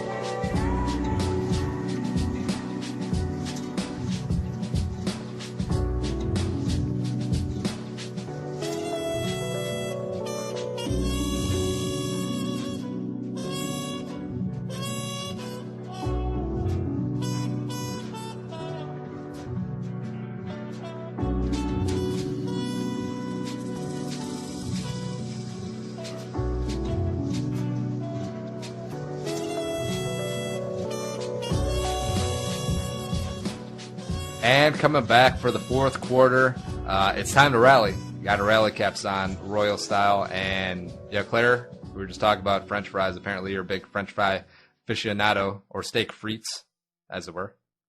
Yeah. Las Papas Fritas. Yeah, Papas Fritas are really good. Con queso, apparently. Oh, cheese. Everything is better with cheese on it. Is it? Everything. Well, except, see, this is the whole circle of life thing. So you love cheese, except you hate farting. But cheese is a very big causer of farts. No, it's not. Oh. Maybe for you. Maybe you're lactose intolerant. Has that hurt cheese? I kind of am, except I think it's with most people's digestive tracts that cheese generally is a gaseous substance. Cheese usually stops people up. Yeah, it might stop the run, but it doesn't stop the passing of gas. Right now. I'm so grossed out right now. Also grossed out is our brand spanking new segment, Over Under. We got so many new things today. So many shiny new things. I completely revamped the show while you're gone, Claire. I love it. It's nice coming back to a redecorated house. Oh my God, it's just like HGTV. It is kind of like HGTV. All right, so overrated, underrated, very self-explanatory. We got a couple things we think are overrated, a couple things we think are underrated. So I'll start us off. First thing I think is overrated is tanking for draft picks. Yeah. When a team starts out, like the Vikings were initially 2-5, and some of the rubes up here were like, "Oh, we need to tank for a draft pick." No, that's stupid. Because chances are, if your team's terrible, they already messed up a bunch of draft picks anyways. So chances are they're going to mess up the number one pick anyways.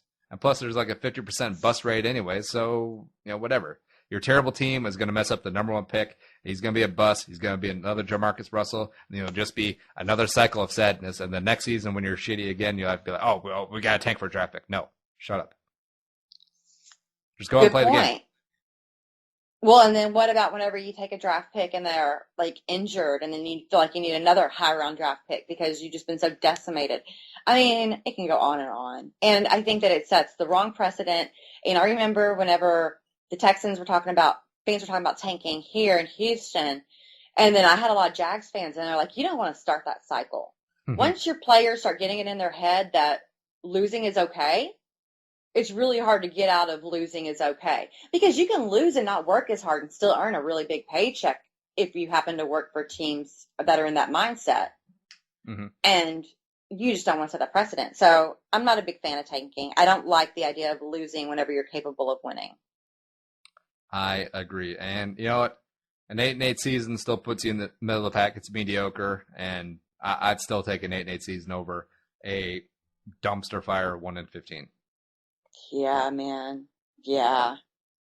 Mediocrity. There's somebody who said comfortable mediocrity. And it's not like you accept mediocrity, but I think it's better than the alternative. Agreed. So what do you got on overrated, underrated? Overrated, underrated. This is really hard for me. I mean, I want to say, Claire, you need to come out of your shell and be a social butterfly, because off there you're like, this person ain't shit. Oh, no. Oh, no, this thing is awesome, but people ain't giving it. No. What was I saying that about? I have no idea. Broccoli? I have no idea. Think about it as bands. Like Guar is overrated, but ICP is underrated. Okay. Well, I think that PPR is overrated. What? Why? I've played in leagues without PPR, mm-hmm. and I've played in leagues with PPR. Yep. And that extra point per reception, it's just unnecessary if everybody's getting it. It doesn't add anything to me to the fantasy football game. It gives value to guys like Andrew Hawkins. But why do they deserve more value than somebody who is not a receiver yet still gains yards for the team? Because you get more viable options in the wide receivers, because otherwise it's kind of, you have a strata of elite guys and a couple of guys are like, kind of. But then I don't also, like it skyrockets the value of a guy like Matt Forte who's getting 10 catches a game. Hello. Right. I don't see the need for it. I prefer to play in leagues that are not PPR. So you're trying to tell me that you're not down with PPR? That's right. Yeah, you know me. Yeah. I guess that doesn't really work. It didn't really Overrated rhyme. for me, storming the field, especially when you're a storied program. Now, I get it if it's a huge win. Like, somehow if Appalachian State had Michigan at home, that one year, for some reason, if Michigan decided to go play in this Blue Ridge Mountains or whatever, and then they upset the number 4 team in the country, or number 5, whatever Michigan was, then I could see that storming. But LSU stormed the field after beating number 3 Ole Miss, and that's stupid. Have some pride, LSU. You are multiple-time national champion team. You are in Death Valley. You are better than that. Yeah. It's like we were talking about earlier with the Stephen Tulloch and, oh my God, who's the other one that hurt himself this week? Lamarr Houston. Thank you. It's celebrating when you're not, when you didn't, your victory wasn't that substantial. It's like opening up the champagne after a regular season victory. Or baseball teams doing the champagne spray in the locker room with the tarps up after they get into the playoffs or win a wild card game. Right. Or when a team lets the confetti go during like the first round of a playoff series. I just, See, you're better than that, LSU, because if you were ranked in the top 5, top 10, like you should be as a national powerhouse, then this wouldn't be such a big deal. Ain't no big thing. It's just a chicken wing on a string. That too. At Burger King. Oh. Okay. Yeah. So that happened, and I don't know. It could go away. Yep. All right. So what do you got? Overrated, underrated? Overrated, I think, is the Pro Bowl. They're already trying to talk to us on NFL.com about the Pro Bowl, and the season is now halfway complete. And the Pro Bowl is stupid, in my opinion. It's a popularity contest. And all of these things are popularity contests. So, I don't know. It's just the same faces for all the positions. And it's just so it's like, well, J.J. Watt can act however he wants because he's Defensive Player of the Year. I'm like, you know what? I kind of hope he doesn't even win Defensive Player of the Year. But only at the Pro Bowl, J.J. Watt can run a slant. No, he can't. He can do it in one of our games. They'll put him in on offense. They keep doing it over and over again. They need to stop, by the way. Once was enough. Anyway, not a big fan of the Pro Bowl. Not a big fan of the way they start getting the vote out halfway through the season and then making us pay attention to this the entire next, 12 weeks or so? Something like that. It's stupid. I hate the Pro Bowl. Noted. I do think it is kind of neat. The game is not competitive, but I don't know. It's nice to see guys get accolades. And even though if you're like the 17th alternate, you still get to call yourself a Pro Bowler. Like Josh Robinson, cornerback for the Vikings, 2011 third-round pick, much maligned. He's so fast, but he's really terrible. He's doing a lot better this year. He's PFF's one of their top-rated cornerbacks, and he's going to make a Pro Bowl this year.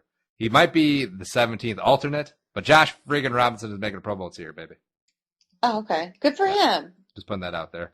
Let's go a little bit positive. Let's talk about things that are underrated, almost criminally underrated. Offensive linemen. Oh, yeah. Everything starts up front. You don't need to look any farther than the Dallas freaking Cowboys. Yep. Agree. Everyone talking about Jerry World drafting Johnny Manziel and then signing Tony Romo the $100 million contract. No. And it starts with all the big uglies up front and spending number 1 draft picks 3 out of the last 4 years. Tyron Smith, who's a beast. Travis Frederick in the middle. Zach Martin this year instead of Johnny Manziel. And especially that Frederick pick, Jerry Jones, Cowboys got a lot of flack for, that's so boring. Why are you doing that? But no, these guys are mauling up front, getting Tony Romo protection, running the ball down people's throats, controlling the clock, and that's how you win. And it's very underrated. I can totally dig it. Mm-hmm. I mean, I agree with you. I don't really have an argument with that. And then you see teams like my own Minnesota Vikings, Tampa Bay, Jacksonville, Oakland. What's the thing they all have in common? Shaky to terrible offensive line play. And the results speak for themselves. Yeah. Absolutely. Hmm? Absolutely. Yeah. Yeah, definitely. I would definitely also add to that special teams play. I Hmm. think that we undervalue special team players in the league, and they are so often people who do change the outcome of the game. And these things happen on Oh, special just teams. because you're so cool with the best punter in history with Shane Leckler. Well, I can't help it. Shane Leckler wanted to play for my team, He's a and G. he wanted to come home to Houston. Dude's Yes, he badass. is. He is. He's also an Aggie. I don't know if you knew that. He played Yeah, quarterback in Texas A&M? he did play quarterback, but not at A&M. Okay. So yeah, he's kind of a badass. But I mean, it's not even him. I just noticed the Texans had Joe Marciano for 11 years, and now we have a new Bob Ligashevsky is the special Mhm. teams coordinator, and just seeing how differently they operate. They're not great this year. They're shaky on special teams in many regards, but just seeing those old mistakes that were made over and over and over again, and seeing new mistakes come up, but just the impact that has on the outcome of a game. You can pretty much count on a 7-point, either way, either direction, 7 points being attributable to a special teams play. And it's just a fascinating part of the game to watch for me. And I know everybody hates punters and kickers, and they're not like real people, but they are. And I think that they add a lot to the game that a lot of people overlook. That's all. Oh, I agree. And Zimmer, after the game, to bring it back to the Vikings, as I'm apt to do, Yes, we do this. was ripping some special teams ass because field position is important. Field position was one of the reasons why Tampa was still in that game and had a chance to win at the end. Because Right. Jeff Locke had a number of punts that could have been down inside the 5, but instead miscues either on his part or the coverage team. They go through the end zone, they get the ball to 20 instead of at the 4. Right. That's a big deal. Right. It makes a huge difference. I mean, field position is everything. Yep. And special teams has such a huge impact on that I think that we undervalue it. I concur. Last underrated to close up so we can get to our picks real quick. Thin crust pizza. Oh. Everyone talks about deep dish and all the Chicago. You got to try our deep dish pizza because people from Chicago are awesome. Dick, yeah. Oh. No, because deep dish pizza is very good, except it's more of a casserole. You know what I mean? It's Yeah, basically a pepperoni pot pie. It's a PPP. Yeah. I know you don't like PPR. You probably don't like PPP either. Pepperoni pot pie. Ooh, I would like that. Yeah. It does sound good, except it takes like an hour and a half to bake. But thin crust pizza, New York style pizza where you like fold it up, that's fantastic. It is. I'm a bigger fan of the thin crust pizza. But now if the crust is something particularly delicious, I can't appreciate a thicker crust. Mm. Like if it's, I don't know, seasoned better, or if it holds things, if the texture's right. I don't know. Because sometimes those thin crust ones, they get too floppy. And I don't like floppy pizza. Is this the straight white female coming out? Don't like floppy pizza? I guess. I don't know. But when I lived in California, all the pizza everywhere was floppy. And I don't like floppy. Oh, it's because of the stupid California Pizza Kitchen taking over CPK. Yeah, I guess so. That's true. Good point. Yeah. Not a big fan. All right. We're up against the clock because we had too much show. We had too much nonsense going on, too much cake talk, too much pizza talk. But it is okay. I actually enjoyed this. This is the most delightful you've ever been, Claire. Really? So am I usually just horrible person? Your words, not mine. All right. So unfortunately, in the pick'em, I lost some ground. I'm currently at 67 and 53. Claire has a 6-game lead at 73 and 47. Still with the Monday night game to go, except we both picked Dallas. Nick filled in, was a guest picker last week. He went 7-7. He also has Dallas in the Monday night game. A couple of games we differed on. I picked San Diego. You picked Denver. We all know what happened. I picked the Jets at home. You picked Buffalo. We all know what happened. Mm-hmm. I picked Baltimore to win on the road. You picked Cincinnati at home. We all know what happened. Stupid Steve Smith and his offensive pass interference. I picked Seattle on the road. Hello. You picked Carolina at home. Sucker. Well. But yeah, my cockiness shouldn't be out there because I picked Minnesota on the road. You picked Tampa. I won there. I picked Tennessee at home. Yeah, you did. Not so much. And I also picked Jacksonville at home versus Miami. Also, not so much. And I think Blake Bortles just threw another pick six. Oh, man. So many pick sixes. All the pick sixes. Miami's defense ain't even that good. No, they're really not. All right, so you have a 6-game lead. We're at the little bit over the halfway point, or we're actually exactly at the halfway point, week 9. What are your thoughts so far, Claire? It's getting kind of close. You got to be a little worried because I'm breathing down your neck. I'm coming. I just haven't cinched you that close where it's going to make a difference either way. I'm going to circle the wagons. I'm going to get a posse together. We're going to hunt you down like the end of Tombstone style. I am Wyatt Earp. I am Doc Holliday. I am the other guy. I am the 4th guy as well. We're coming for you, Tombstone style. No, you're not. You ever seen Tombstone? I think so. It's a good movie. I'm not a big fan of Westerns. Damn it, now I have to watch that now.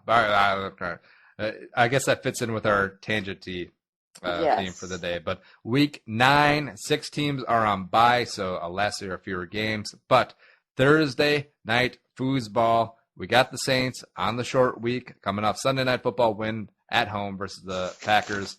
They're on the road at North Carolina, taking on the Panthers. Who you got? Also, hand to God, I got my picks already locked in, so there's no advantage either way. Claire, who you got? I'm going with the Saints. You're going with the Saints. Why? I don't know. They're not that good on the road, but I think that they are going to be back on the right track after beating Green Bay this past week. And you know, when things start clicking for them, they click well. And I think the Saints have started off a few seasons, started to look like a train wreck and cleaned it up. And I think they can do that again this year. All right, I'm taking Carolina at home. Jonathan Stewart had a nice game in the loss versus Seattle. He looks young and healthy again. D'Angelo Williams might be coming back as well. I know that the Carolina running back has always been like a punchline when it comes to fantasy, but in real football, I think it might help. Rob Ryan is not long for this world as a defense coordinator. I think with Stewart, with D'Angelo Williams, with Cam running the ball, I think they'll be able to control the clock and grind out a win Thursday night. Booyah. All right, so that's 1 game in the 10. I'm only down 5. Tampa at Cleveland. I think we know what's happening here. Yeah, I'm on Cleveland. Yeah, I got the Browns as well. Tampa's garbage. Arizona at Dallas, a sneaky great matchup in the early games. Who you got, Claire? This is tough. This is a really hard one. The Cardinals are firing on all cylinders, really. Carson Palmer looks good. Their defense is looking strong. Michael Floyd did not look good on Sunday. No, he did not. He did not. But, man, I'm going to go, I guess, with the Cowboys at home. But really just because they're at home, I think the Cardinals could easily win this game. I have Arizona on the road. I think they come in and give Dallas their second loss of the season. I know we're recording on Monday, so Monday Night Football hasn't happened yet, but Washington's not beating Dallas. Dallas is going to come into this game 7-1, Arizona 6-1, and they're going to leave 7-1. So Arizona coming in, getting the win at Dallas, a rematch of an old NFC East rivalry, which is ridiculous to think that the Arizona Phoenix Cardinals used to be in the NFC East. Right. Yeah. That's America for you. Also, another tangent. This is the Rod Tidwell Bowl. Remember Jerry Maguire? Yeah. This is that game. Oh, my God. That's funny, though, that you remembered that. How did you remember that? What made you think of that? I don't know. I think it's because You Complete Me is one of the sound drops on the other show. So I always got Jerry Maguire right in my face. And also, it makes me laugh because back in the day, a top-tier wide receiver money for Rod Tidwell was 4 years, $11 million, and now I kind of scoff. Yeah, that sounds like a nice, cute little world that they lived in. Yeah. Eagles at your Texans, the Connor Barwin Bowl. And D'Amico Ryans. That's a big one. That one hurt way worse. Soon to be Nick Foles Bowl because he's coming to the Texans next year. No, he's not. It'd be awesome if he did. Shut up. He's a Texas boy. I need new. I need young and unjaded. Anyway. Wait, is this the straight white female talking again? Well, yeah, that too. Young and unjaded. Yeah, You're that such too. a sinner. Stealing from the cradle, they say. Well, All right. I'm actually gonna go with the Eagles on this one. I think that the Texans lose. Yep. This is crap because I finally thought that I was going to do you a nice thing and pick the Texans, except now you disagree with me. So I have the Texans winning at home. The Eagles are a good team. The Eagles are a good team. They're different on the road. Their defense is still kind of eh. I think Namaste can get a little loose on them. And I actually thought I was doing you a favor by picking Houston. So you had expectations for me, and you didn't tell me what the expectations were, but I didn't meet them, and so now you're upset that I did. This is the double blind thing working. So when Arian Foster gets loose for 4 touchdowns and just jams the dagger in Chip Kelly's heart, in the heart of Texas or the heart of East Texas, whatever, you're gonna be like, yay, and then you're gonna die a little inside, knowing that I gained a point in our pick'em contest. It'll be okay. I'll live. The game will go on. And you know what? I'll be stoked because my team won. But I logically just don't see it happening. Jets at Chiefs. The Chiefs. I got the Chiefs, too. Michael Vick announced as a starter for Sunday. This is going to be a bloodbath. It doesn't even matter. Jacksonville at Cincinnati. Cincinnati. Yeah, it's sorry, Gus. San Diego at Miami. San Diego. I got Miami at home. Oh, okay. What do you mean, okay? How dare you mock my picks? I am a respected member of this community. I drive a Dodge Stratus. Oh, that surprises me. I wouldn't have imagined that. Actually, not really. I drive a Camry hybrid because I'm a Asian hippie liberal. Or not really. Washington at Minnesota. Minnesota. Damn straight. I got Minnesota as well. Like there was even a doubt. 4-5, still alive into the bye. Things are looking up. 2014, Teddy time, Anthony Barr. St. Louis at San Francisco. First of the late games. Okay. San Francisco. They're not going to let what happened happen again. Yeah, probably. Oh, they're not going to tie, you mean? No. All right. I got San Francisco at home as well. Denver at New England in a sneaky, awesome midseason matchup. This is going to be a good game. And they're at New England, and I think it means a lot to both QBs, but I think it's going to mean more to Tom Brady. Mm-hmm. So I'm going with the Patriots. Ooh, juicy, because we disagree. I think Peyton and that new Broncos defense with Von Miller not suspended and DeMarcus Ware coming off the edge, it's just ridiculous. And then Aqib Talib, TJ Ward on the back end. I think they're doing work there a lot better. I think they're going to steamroll to the Super Bowl where eventually they'll lose to the Dallas Fighting Cowboys. What? Oakland at Seattle. Seattle. Really?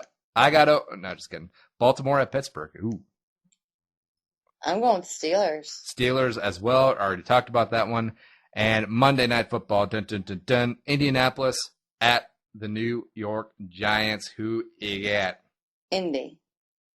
I got the Giants at home. I think there was finally a chink shown in the Colts defense. I think Eli Manning come out the bye and get a little loose, and we'll see.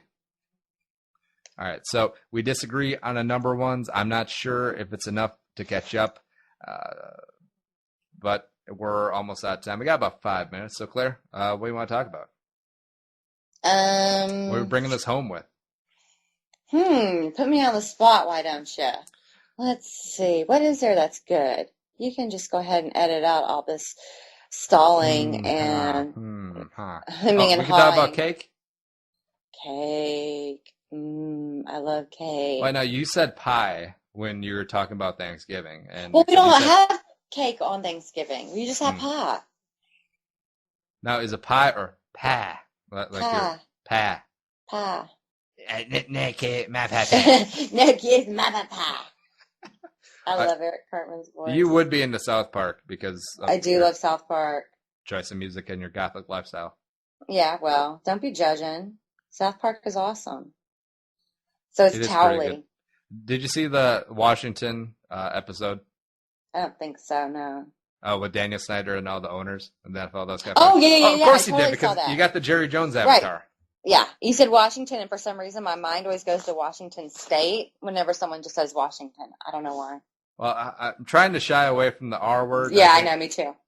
Yeah, because even hard. though it does seem kind of petty, it just doesn't seem right. I know. Saying it anymore. Just may as well not even say it. What's the point in saying it? Yep, and I also did tabulate. We do differ on 6 games this week, so at the end, Monday Night Football next week, we are going to be tied at 73 and 53. It's happening. So you say. Because Carolina is going to win. Arizona is going to be Dallas. Houston is going to beat Philly. And I'm going to bathe in your tears, by the way. Miami is going to beat San Diego at home. Denver is going to upset New England on the road. And the Giants, the G-Men, are going to put the bang thing on Andrew Neckbeard. Anybody want a peanut? Awkward ass Andrew Luck with the flip phone on Monday Night Football. Kaboom. It's happening. Okay. This is happening. Well, I hope for your sake it gets competitive soon. Oh, please, woman.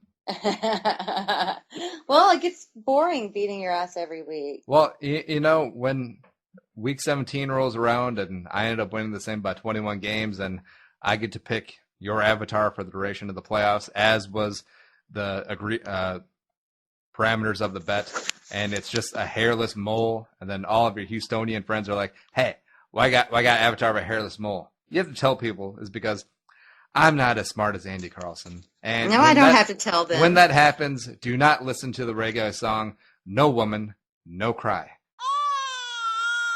But we are out of time. Again, too much show to cram into this precious 2 hours that we have together, because we don't talk off air because you're kind of stuck up.